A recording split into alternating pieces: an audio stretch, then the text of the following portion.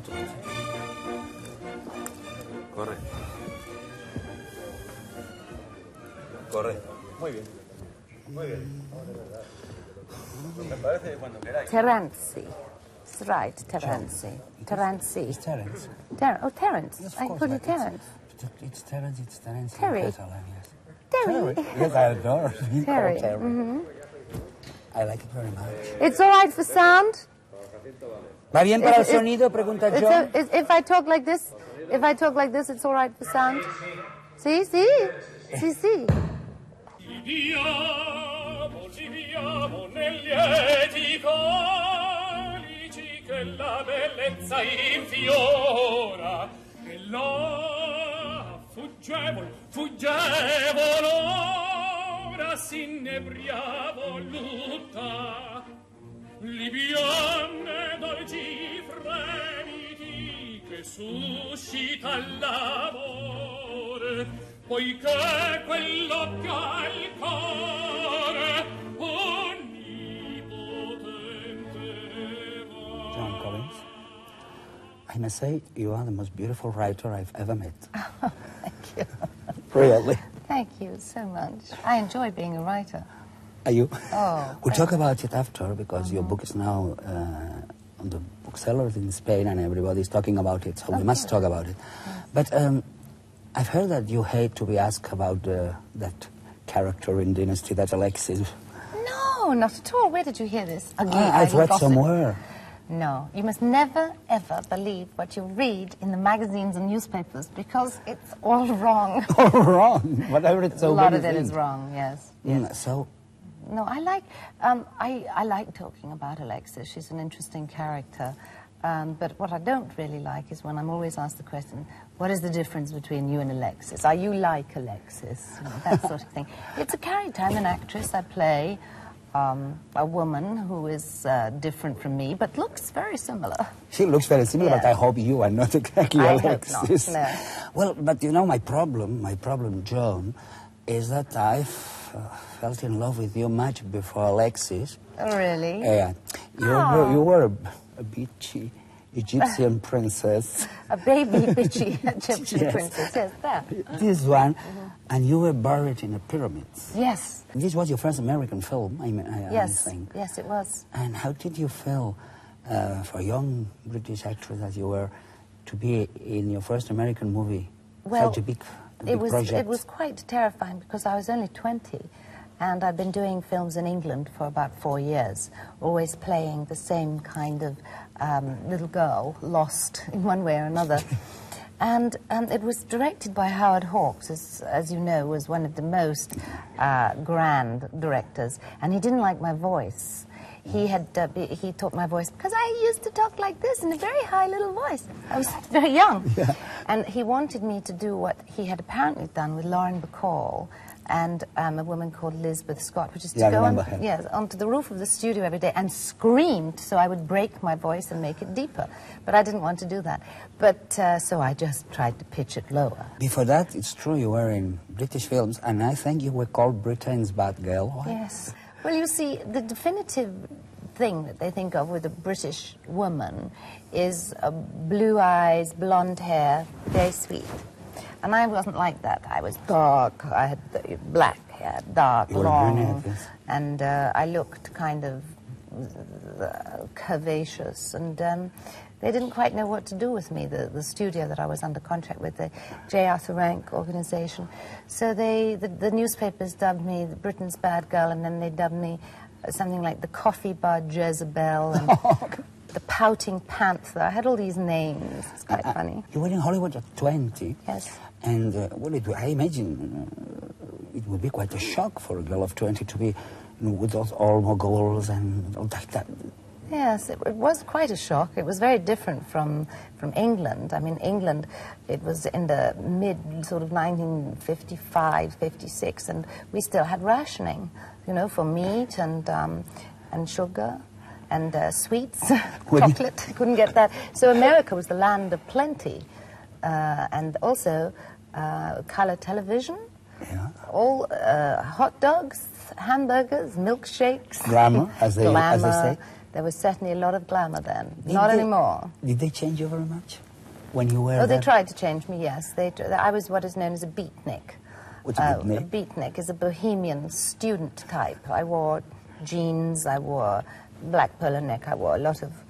I used to think I looked a bit like Juliette Greco, so I had black around the eyes, and I had fringe that came to here, so you couldn't see my eyes, and long black hair, rather untidy. And I didn't like to wear pretty clothes or fancy clothes, and so the studios were always telling me to, you know, behave, wash my face, put some makeup on, cut my hair. I remember you surprised everybody when you did comedy with Paul Newman in Rally Round the Flags Boy, and you were very, very amusing. We were used to see you as a young vamp, and suddenly you were very witty. Well, I was a young, funny vamp. You were, of course, you were a vamp, but... It was interesting that because the studio wanted to use a girl called Jane Mansfield, who was under contract. I remember. Because they thought she was funny. It was 3 girls. She was funny because she had a big chest. And Paul and Joan, who were very good friends of mine, they knew that I could be quite funny because we were friends and I can be quite funny. And so they suggested me to the studio, and the studio said, oh, she can't be funny. She's, you know, too glamorous, too sexy on the screen, too bad. So anyway, I did this part, and it was great fun. And since then, I've always wanted to do comedy. I've always wanted to do more comedy. I think in one of the things I do in Dynasty with Alexis, a bit, maybe that is to try and bring a little bit of irony, a little bit of sense of humor. I've noticed that. You mean you don't take too seriously all this wickedness of Alexis? Yes, that's, I think, why the audiences perhaps like her a bit. Oh, we'll talk about Alexis, but we are still in, we're still in Hollywood in your first time. You were in the 20th Century Fox for 3 years, I remember, and you did a lot, 6 years. And you did, I think you were a Mexican girl in De Bravados with Gregory Peck, I remember. And you were with Bette Davis in The Virgin Queen. How was working with Bette Davis? Absolutely terrifying. Terrifying. Terrifying. Well, first of all, she was playing rather a terrifying character, which is Queen Elizabeth I. You know, and she had her head, she had shaved her head. She wore this red wig. She wasn't exactly keen on pretty young actresses. She didn't like them too much. So I don't really think that, apart from our scenes together, that we spoke off the set at all. She didn't, I think that she was jealous of me in the film because I was having an affair with Sir Walter Raleigh, who she was in love with. And I think she a bit carried that over into real life, but I was just a nervous wreck. I just kept away from, oh my God, she's coming on the set, let me hide. What about when you became a nun? Oh, when I became a nun. With Richard Burton in Sea Wife. Yes. Well, that was an interesting film because, you know, originally Roberto Rossellini was supposed to direct that. And he wanted to have the young nun, because I was a novice nun, I'd not yet been ordained, have a romance with the character played by Richard Burton. But when 20th Century Fox read this script in which they kiss, it was too shocking for all of the church in America and all over the world, and they said to Rossellini, no, you cannot have the love scene. And Rossellini said, if I cannot have the love scene, then I will not do the film. So they said, that's it, so impasse. So Rossellini walked off the film, and somebody was brought in to direct it, somebody who'd never directed before, somebody who was the production manager. So it wasn't exactly as good as it could have been. But I think it's quite a fun film, actually. I see that film sometimes. I think it's one of the only films I've ever done without makeup. Rather curious. And in those years in Hollywood, what did you learn? Oh, I think I learned a lot. The girl who went there. I think I learned a great deal. I think that I did my growing up in Hollywood. I think I learned my craft. I think I learned how to work with the camera, how to work with other actresses and actors, how to make a deal, how to survive. I think I learned how to survive. Should be difficult. I didn't take it too seriously. I saw too many people who were just so anxious to become stars, so anxious to get to the top and stay there, which is impossible anyway, that they were drinking, drugging, womanizing, worried about whether they were getting older. And I just thought, life's too short for this, you know. So when it ended in Hollywood, I thought, I think it's time for me to get married now and have some children. I was 27, and I thought, yes, I think I need to have some babies before it's too late. I imagine I shouldn't ask you what's your idea of marriage, because there's been 4. I know, it's because I like being married, obviously. Really? Yeah, and I don't put up with men when they behave badly. So I think better we go back to Hollywood. Exactly. Because you said me that you don't like to talk about your private life, which is your right. Well, exactly. Yeah. So when you were in Hollywood, that was the end of the studios era. Exactly. Wasn't that? You went to Italy and you did, well, a very virtuous lady from the Bible, Esther the Queen. Oh, Esther, yes, who saved the Jews. Who saved the Jews. That was done in Rome in the 60s. And then your career had some ups and downs. Some films a lot of downs. A lot of downs. And suddenly you came with that TV serial, Dynasty, and it looked like if you went back to Hollywood with a revenge. Oh, no. So successful. I don't believe in revenge. I'll save that for my characters. It was interesting, Dynasty, because I had been working as an actress now for many years, and I had considered that as an actress, I was successful because I was making enough money to make a living. People knew who I wasn't doing huge parts, I wasn't above the title, but I didn't care about that because it wasn't important. The main thing was to be happy, to have my children, to live a nice life. So when I was offered Dynasty, I was already back on the stage in England, in London, in the West End, which is where I like to be, and doing plays. And I thought, this is back to full circle. I want to be on stage now. I know I've no more films. So when they said Dynasty, and I'd never heard of it, I said, okay, well, that'll be 6 months. I'll go there. It'll be nice for Katie, go into the sun. I had no idea at all that 7.5 years later I would still be there, still playing the same character, and no idea about how popular it would become. That's what I wanted to ask. If in that very moment could you guess that the character, which is not nice at all, who can be even very, very, how you call it? Bitchy? Well, that's the word. Could you imagine that it would be so successful?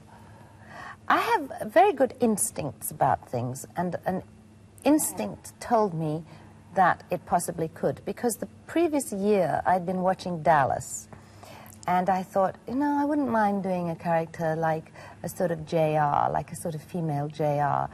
I thought, but here I am, I'm an actress in the theatre in England, they're never going to ask me to do anything like that. And then when it took off, when I saw that I had some good lines and good situations, and I also wanted to make it very special in the way I was dressed.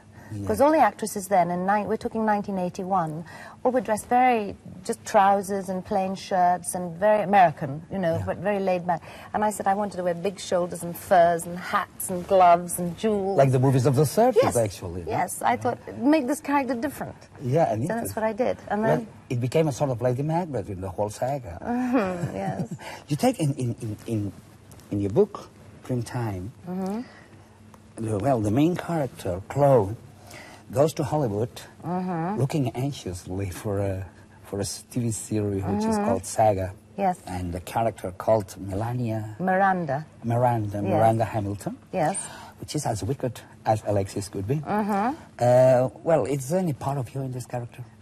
I spoke to many friends who are writers, and I said, this character is coming up like me, I mean, what am I don't mean it to be me. I meant it to be more like Shirley Bassey, but it's coming out like me. And they all said, the first book you ever write, one of the main characters will always be like yourself. And this is what happens in a book. And since the book is very much based on a lot of behind-the-scenes information from Dynasty in the series that I call Saga, I figured, okay, so what? Sister Jackie, being a writer, what did she say about your book? Well, she hasn't read it yet. She hasn't? No. No, why? Hasn't had time.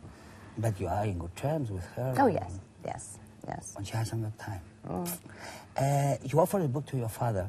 Yes. Was he so much important to you in your life? Yes, I think so. My father was a very difficult man, very strict, as opposed to my mother, who was very sweet and very loving.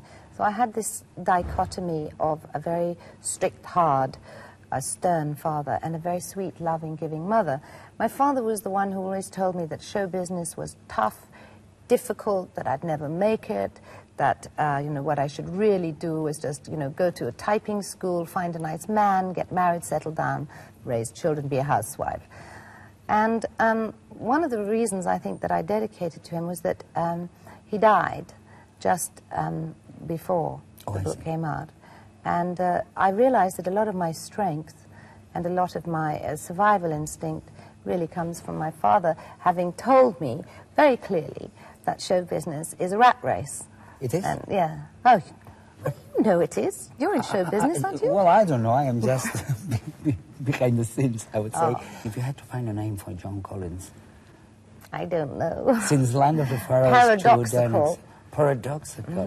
Well, like everybody. Whimsical. And you are... Mercurial. when people think of you mercurial, that's nice. I'm a Gemini. Are you a Gemini? I'm a Capricorn. Ah. Well, quite mercurial, too. They shouldn't know that. Yeah. But in your book and in your interviews, you deal with sex